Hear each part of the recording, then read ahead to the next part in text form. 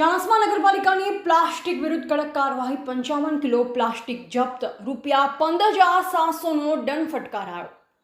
માનનીય વડાપ્રધાન શ્રીના સ્વચ્છ ભારત વિકસિત ભારતના સંકલ્પને સાકાર કરવા તેમજ સ્વચ્છ ભારત મિશન અર્બન ગુજરાત અંતર્ગત ચાલી રહેલી સ્વચ્છ ગુજરાત પ્લાસ્ટિક ફ્રી ગુજરાત ઝુંબેશને સફળ બનાવવા ચાણસ્મા નગરપાલિકા દ્વારા પ્લાસ્ટિક વિરુદ્ધ સઘન કાર્યવાહી હાથ ધરવામાં આવી છે।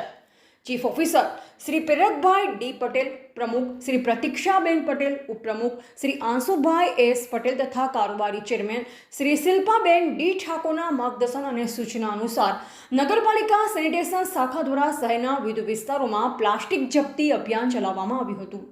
आ अभियान दरमियान नगरपालिका विस्तारमां आवेल दुकानदारो तेमज लारी गल्ला धारकोनी तपास करवामां आवी हती, जेमां प्रतिबंधित प्लास्टिकनो उपयोग करता 26 जेटला दुकानदारोने लारी गल्ला धारको पासेथी अंदाजे 55 किलो प्लास्टिक जप्त करवामां आव्युं हतुं।